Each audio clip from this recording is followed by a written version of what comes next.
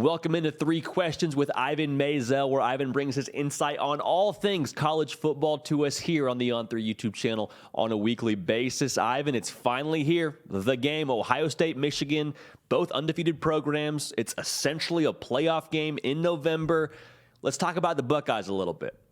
Took a loss last year, which was the first time, and I don't even know how long they had lost to Michigan. What is the feel for you around this program heading into this game? Well, they have been consistent, JD. I mean, that to me is the hallmark of this program under Ryan Day, and this season they've been consistent. The offense has been never less than very good, and oftentimes sitting in the fourth quarter, which is a pretty good definition of great. Defense is better than last year. The question is, and what we're all waiting to see is, can this defensive front hold up against a very good Michigan offensive front and Michigan's ability to run the ball? Because last year we found out Ohio State couldn't hold up against that. It's a different defense under Jim Knowles, obviously, but that's the question we're all waiting to see answered. And I think, that's 100% on the money with that front seven with JT Tuimoloau and Jack Sawyer and just all the different pieces that it feels like has elevated their game. I'm 100% with you. Being able to stop that run, that's going to really tell the story, at least for the first half. And if Michigan has to adjust, what does J.J. McCarthy do, and so on and so forth. But you mentioned the Ohio State offense.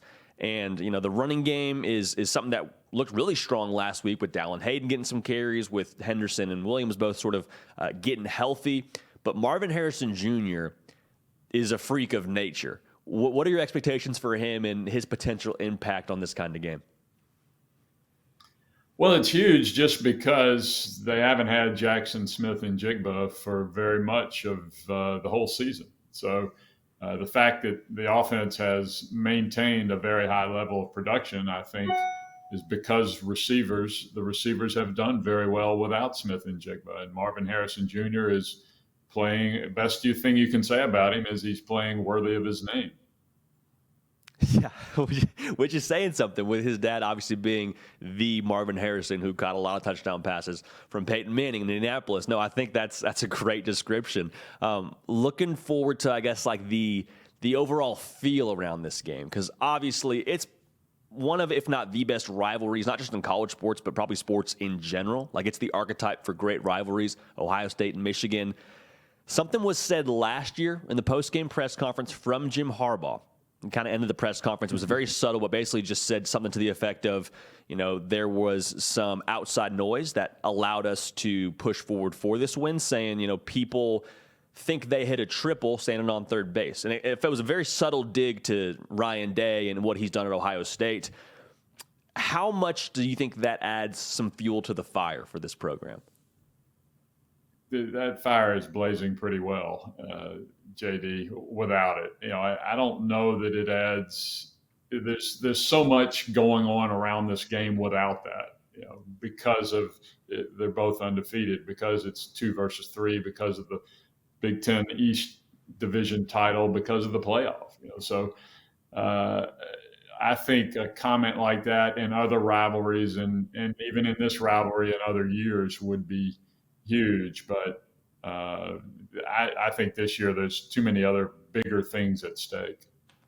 Yeah, there should be no shortage of emotion in a game like this, but I'm with you. The stakes are about as high as they get. It's why we love the college football regular season, and it's why there's essentially a playoff game in November, so it should be a whole lot of fun. But riffing on that, it's nice that there won't be, knock on wood, any sort of tunnel issues with the game being played in Columbus and not Ann Arbor. Would you agree? Yeah, no, that's good, and Michigan says they've solved all that, and people are waiting their turns very nicely now. But it's funny. As I think back the last few times I've been in Columbus, I feel like I've spent as much time in the visiting locker room area, which means that the other team has done pretty well. So we'll see. I mean, it's. I'm hoping for a great game. I'm hoping for bad weather, because this, our memories of this rivalry are being able to see your breath and ice-crusted fields and snow falling and, all that good stuff.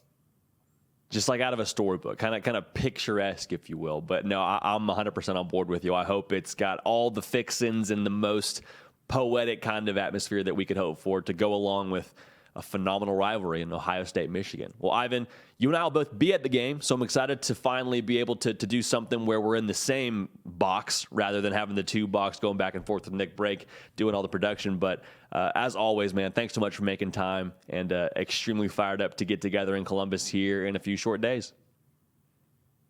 Yeah, me too. Looking forward to it. Hey y'all, thanks so much for watching. Subscribe to the channel here to make sure you don't miss an episode of The Hard Count. Also be sure to check out other videos on the On3 YouTube channel.